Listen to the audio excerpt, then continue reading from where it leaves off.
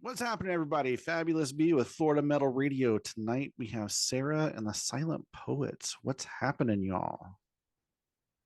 Hey, what's up? What's up, guys? So is it Sarah and the Silent Poets or Sarah and her Silent Poets?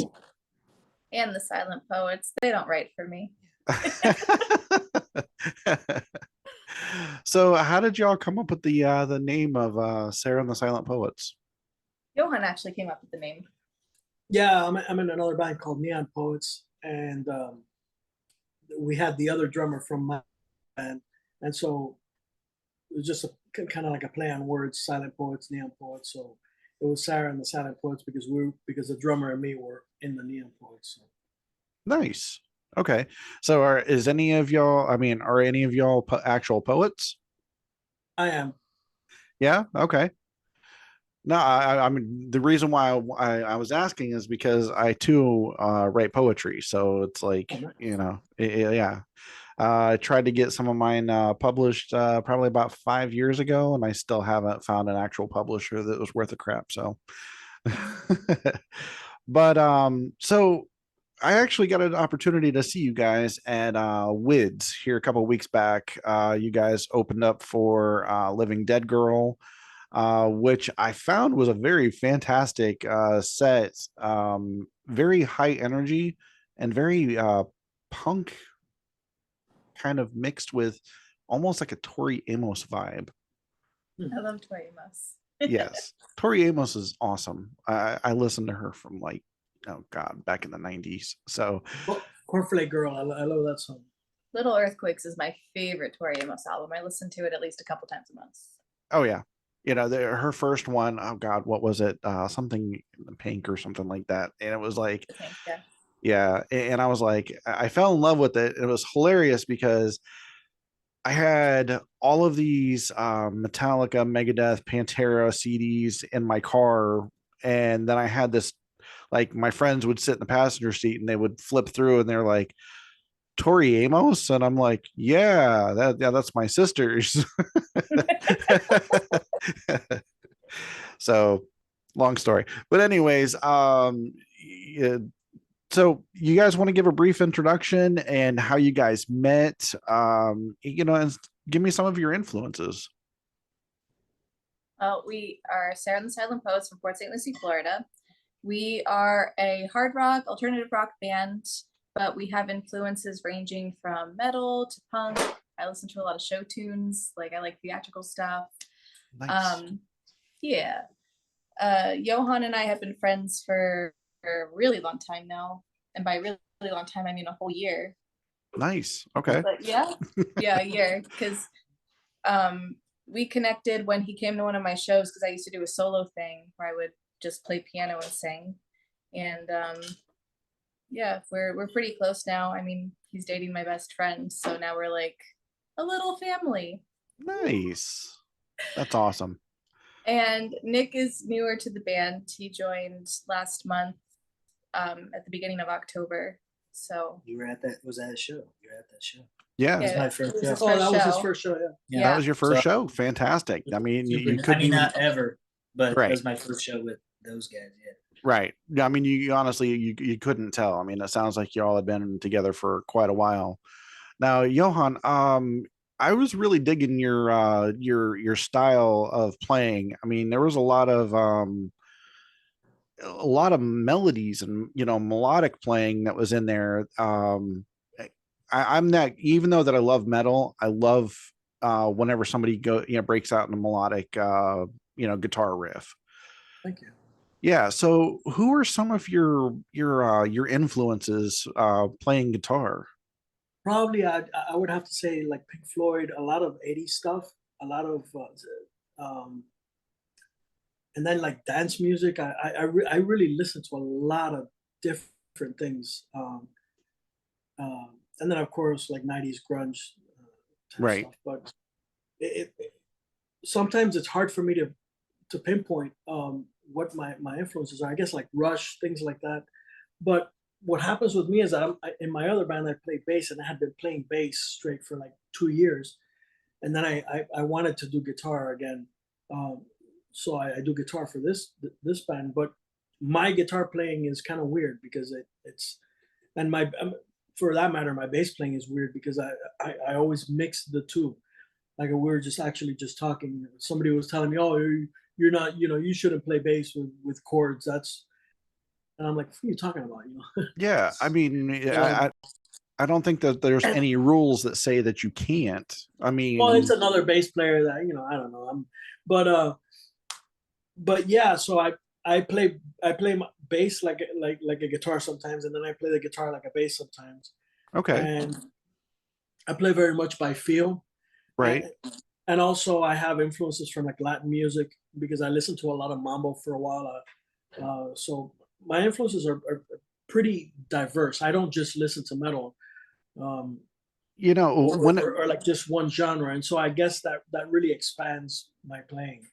whenever I heard you doing your sound check and everything, and you were playing around with some of those riffs and everything, I was like, it was almost like a Latin Pink Floyd sound to it, and I was Okay. like, there's a little bit of kind of flamenco sounding riffs in there, and some real strong Pink Floyd influences. And I'm like, okay, and I honestly, whenever you guys started playing some of the harder stuff that y'all were playing, it really took me by surprise because I was expecting more melodic, because you had the piano and then you had the sound check with the riffs and everything. And I was really kind of taken, aback whenever I heard some of the harder stuff, and I was like, oh shit, okay, all right. So you guys ran the whole gamut. But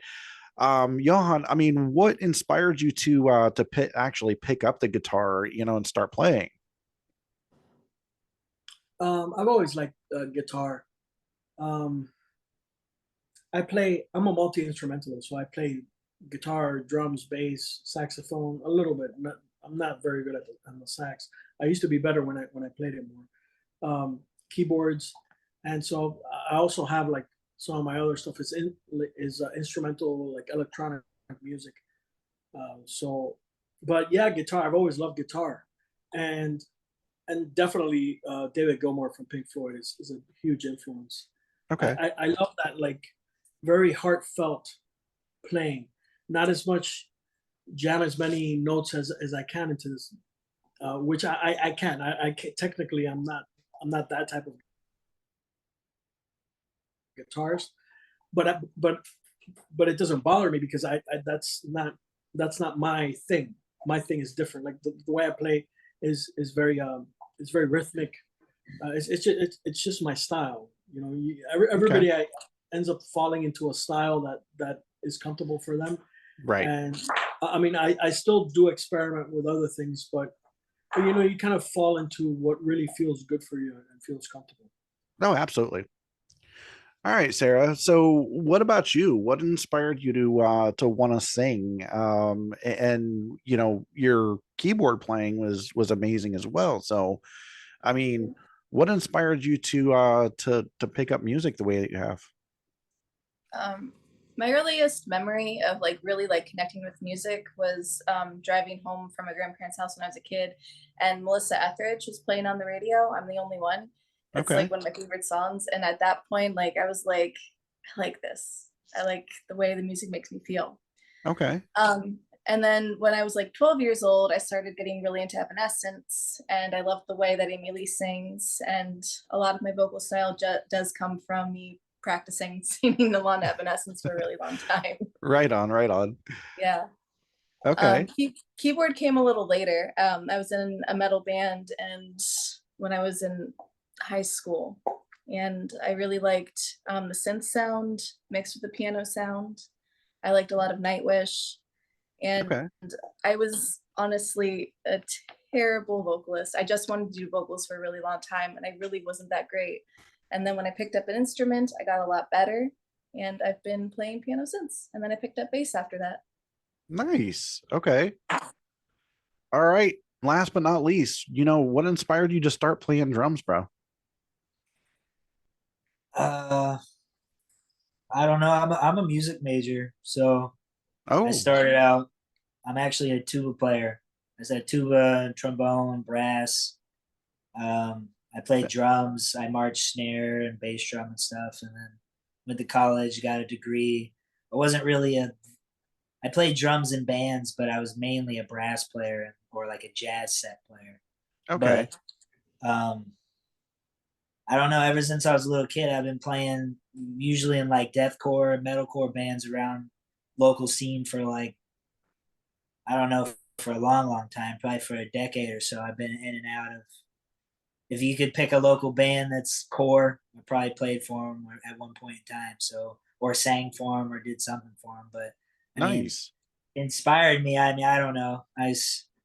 First band I ever listened to that got me into metal was System of a Down and Metallica, but I was like 5. But drums itself, I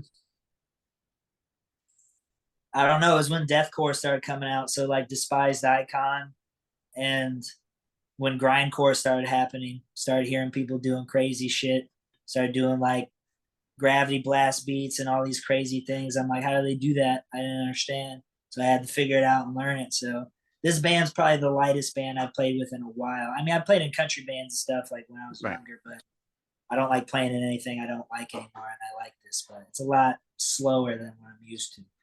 Right. I mean, you can also, I mean, just by some of, what I've been listening to, I mean, and I'm pretty sure that, with the songwriting process, you can get pretty technical with some of the songs that you guys have been playing. So, I mean, being a music major, I'm sure that, the songwriting process helps out a lot with you guys. So, I mean, especially with, the diversity of music that you guys, your influences, you can definitely hear a lot of that in the music that you guys have been putting out so far. So I mean, you guys have been together as a band for, I mean, how long again? I think it's been about 8 months for me and Johan, and then I just got here yeah, like a month ago. Wow. we're still very new. We're babies. Nice. So you guys, do you have, I mean, like an EP out that's like on streaming services or anything like that, or? There's two singles. We have 2 singles right now, yes. And we're Okay. actually going into the writing process right now to start putting together more songs. Awesome. And of course, after that, you're going to start, playing more gigs, or are you just playing gigs in between the songwriting process? We've been doing that and it has not been working out because we've been playing like 2 shows a month, and we all work full time. It's a lot. So we're going to take a step back from playing shows for at least a month and get back into it with some new material. Right on. So Yeah, material with the tuba in it, definitely. With the tuba. with a tuba, yes. Tuba and a saxophone. Yeah, tuba and a sax. Bunch of weird I played clarinet. experimental. Hey, you know what? If you want an awesome trombone player, my oldest son, he played trombone in college and in high school. So, he was a music major too. So he he actually went to the Florida State for a was it tri-state competition or something like that. So How old is he? he's 24. He might have seen me. I went there. I was there my junior and my senior year. I'm 27. I might have saw him. Yeah, I mean he was definitely there. So I mean he had the opportunity to meet you guys as music instructor. The orchestra. God, I can't remember his name off the top of my head, but I went up there with him a couple times. So yeah, I mean, if y'all need a trombone player, let me know. Start a ska band. That's cool. That would be awesome, man. You know, not a lot of people remember ska. So, so y'all are writing some new stuff. Now, are you guys also going to start putting out merch, or do you guys already have some of that? We have one t-shirt design available. It's our logo. It's on teespring.com, and every time I purchase stuff for shows, we sell out of it, which is great. But I need to like buy bigger orders. So Nice. we're gonna order more of those, and then I'm working with an artist right now to develop some more merch ideas. Okay. Yeah, I mean, I don't know. I mean, I haven't really introduced myself, you know, whenever I was out at the show, but I'm also a graphic designer on the side as well. So pretty much everything that you see as part of my show is designed by me. But I mean, if y'all ever need, you know, collaboration or anything like that, you know, I'd be more than happy to help out as well. So Thank you. yeah. But going back to what you said earlier, Sarah, that you're really into like show tunes and musicals and stuff like that. What are some of your favorite musicals? Right now, I'm really into Beetlejuice the musical. Okay. When I first came across it, I listened to it like 3 times a day, which is kind of obsessive. I love. That's not as obsessive. Feels like it. The songs still play in my head constantly. Yeah. The Rocky Horror Picture Show is another one of my favorites. Yes. Great musical. I was actually part of the cast over in Orlando, so The Rich Weirdos? yes. Oh, no way. I've Yeah. seen them several times. Yeah. That was oh gosh, this was back in the 90s. So yeah. I've seen it, oh God, almost 170 times in the theater. So Wow. yeah. Love Yeah, Rocky yeah. Horror Picture Show. Sometimes if we carpool, her and my girlfriend will play, what is it, Hamilton? Hamilton. Yeah, they'll be singing Hamilton. I'm like, all right, you guys are gonna get kicked out of the car, the moving vehicle. Stop. That's all I ever want to sing after show. I just want to get in the car and start singing some musicals. You know, I honestly, I wanted to start a band. I wanted to start like a deathcore band or something to that effect. And I wanted to be able to play all the way up until midnight. And what I wanted to do is at midnight, I wanted to do the time warp. I wanted to close my show with the time warp and see how many people actually fucking, you know, jam to it. So I thought that would be pretty cool, you know, doing like a deathcore version of that. Yeah, it would. I'd be in the front row. Nice. So, gosh, I mean, we've already been over, you know, so much on what you guys have coming up, which, you know, shows that you guys are going to be. So since you've been playing, what are some of your favorite shows or venues that you've played so far? Our most recent one was really good. We just played the Stamp in Vero Beach Okay. last day, and that was a really good show. Nice. Wids was also awesome. We made a lot of friends that night. We had a really good time. There's a lot of talent up in Melbourne. I really like playing up there, and I have a lot of friends in Melbourne too. Oh yeah. Yeah. I mean, I know the Ant is planning all the way into, I think we're already into December 2023 right now for shows that he's putting together. So and he's trying to branch out as far as venues and stuff go. So we just did one at Iron Oak this past weekend, which was a great venue. I mean, it had lights and everything, but yeah. We played there. We played Iron Oak. When did we play that? I think it was in June. Yeah. Yeah. Yeah, that was a fun show. Yeah. I mean, it's very unique because it's like the whole back room is, you know, the stage and set up. So I don't know if you guys were, I mean, I was kind of off in the corner, but I had, you know, my computer set up and everything this, you know, at WIDS, and I've downsized quite a bit since then. Basically, I picked up a bunch of new equipment that provides me the opportunity to film in 1080 and with high definition. So whenever I filmed you guys, it wasn't the greatest video quality, but the audio was there. So hopefully the next time I get a chance to see you guys, have awesome audio and video. What was the place in Orlando? The Haven. The Haven was cool. Oh yeah.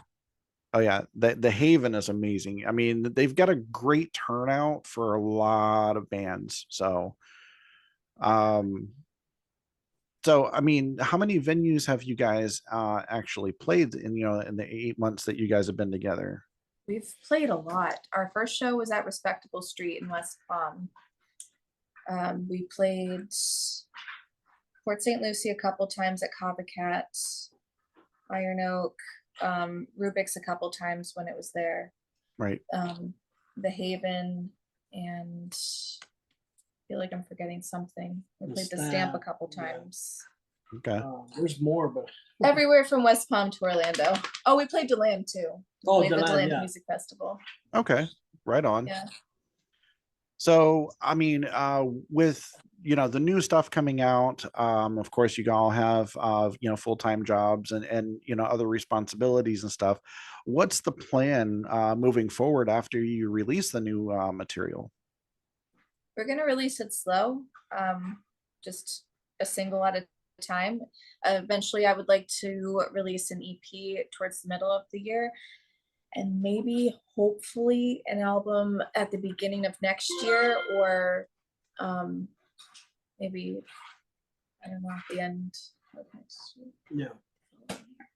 Beginning of Okay. the following year. Yeah. Okay. We'll start picking up shows again. We just want to keep going as far as we can. People seem to respond positively to us when we play, and I feel like the future looks pretty bright and we're on the right path, and we just got to keep doing what we're doing and making music that we love. And if we love what we're doing, other people will respond to it. Exactly. I mean, that's how I got into doing what I'm doing, the podcasting side of things. It's basically, I started in the music scene and I kind of moved over to the podcasting scene and just, giving everybody a voice. I mean, you go to so many shows and you see new people and you definitely want to, give them the spotlight.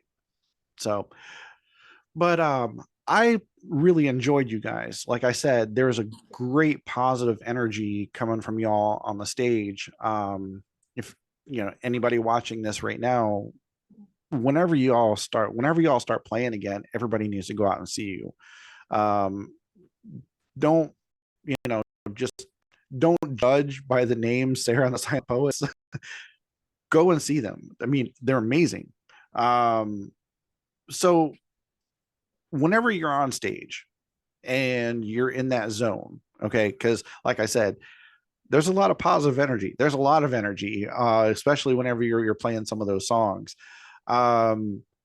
What's going through your head whenever you're doing that? You just kind of blank out and just a performer mode, or what? Kind of, yeah. I know that there's a lot of performers and they have to like become someone else when they go and perform, but yes. I don't know. I love it. I love performing. That's my favorite part of making music, is being able to perform it for people. I could tell. I could definitely tell. I mean, you're definitely getting into, like, whenever you're playing the keyboard and in some of the songs, you just whipping your hair around and like getting crazy with it. So I mean, like I said, completely and totally dig it. Very, very performer-esque. So I mean, just keep bringing that energy. Thanks. For me, it's like therapy. I love playing music. I love playing live because the audience gets into it, and I play very much by feel. Yeah. And so you get that feedback from the audience, so it's cool.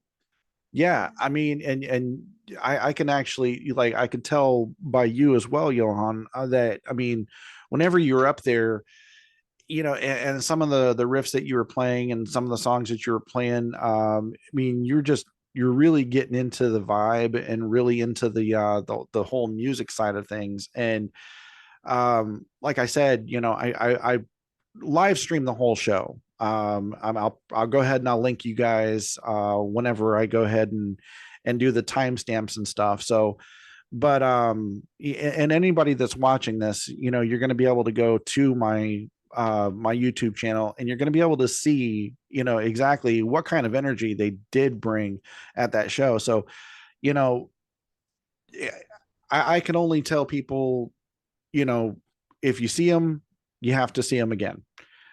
So, but anyways, I mean, even after the show, you guys were so awesome. Y'all were having fun over there by the bar, though. Yeah, yeah. And I brought, I'm a photographer, so I brought my camera and I was taking pictures. So Yeah, I saw that.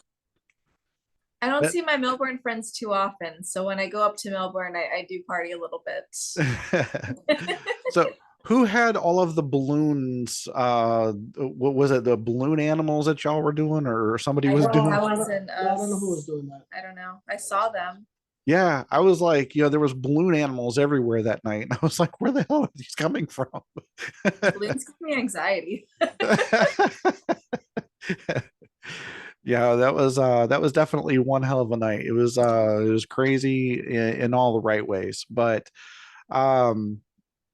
so yeah, I mean, I'm really eager to hear what you guys have to put out. I mean, give a sneak peek on what kind of vibes you guys are going to be bringing with the next song, or The next song is what we're working on right now. It's popish. It's, I don't know. I'm bad at describing things. I Well, read it's dramatic, like your stuff usually is. I write a lot of songs about dealing with mental health and depression Awesome. and stuff like that. And the song is the lyrics are very blunt. And I don't know, it's catchy and it's fun, but the lyrics are sad. And I love that. I love when songs are weird like that. So now, do you write from a personal place? I mean, or is this like, personal thing that you're bringing into your songs, or is this just an overall arching theme? everything I write is really personal, kind of painfully personal, but the more I sing them, the less painful they are, like exposure therapy. Gotcha. So, Okay. yeah. That's kind of how, like, with my poetry, if you read some of my stuff, it would it's definitely kind of along the same lines. It a lot of depression, a lot of mental health and stuff like that. So I mean, I completely and totally feel with what you're saying, in your writing process and everything. um and there's really nothing wrong with that, because there's some people that write from life experiences. There's some people that write from just overly creative. So I mean, it's awesome whenever you can express yourself and let that stuff out. Definitely. Yeah. It's very therapeutic. Oh yeah. So you've been over there kind of quiet there, just drinking your drink and just kind of chilling, or There's a dog here. Yeah. Yeah, my dog. Come here, She's Mochi. cute. Let's show her. Come here, Mochi. Now you're scared. Right. Sorry. It's weird on the tripod. Where is she? Mochi, say hello to the camera. She's a cutie pie. Yeah, she wants to be on film. That's awesome. She's trying to So figure out why we're sitting on her couch. She doesn't want to come to me. No. She doesn't. Yeah, I actually had to kick my cat out because usually he'll be right here in my face. And I'm like, come on, get out of here. Yeah. So, but no, I can't wait to hear y'all's new stuff. And I'm gonna say it right now that I mean, I'll probably wind up buying your EP whenever you guys put it out. So I mean, that's just listening to y'all on stage that one night, y'all made a fan out of me. So I'm eager to listen to whatever you guys put out. Thank you. Yeah, absolutely. But you know, my time is getting ready to run out here. I've got about 5 minutes left, but I just wanted to thank you guys so much for taking your time out. I wanted to say, you know, happy Thanksgiving to each one of you. If you celebrate it, that's great. If not, I understand. Um, a lot of people don't. I mean, I don't know. So it's the way of the world today. But thank you very much for being on the show. You guys are awesome in every way, shape, or form. And you know, looking at hanging out with you guys in the future. So Thank you yeah. so All much right, for cool, having thanks. us. Thanks for having us. Thank you. Absolutely. And happy Thanksgiving. Yeah, happy Thanksgiving. Thank you. I appreciate that. All right, everybody. This has been Sarah and the Silent Poets. If you see they're going to be on a show near you, go and take the time and, you know, watch, buy merch, listen, and stream everything that they have out. So thank you guys for tuning in. Thank you, Sarah and the Silent Poets, for being on the show. And we will see you guys next time. See you guys. Yeah. See ya.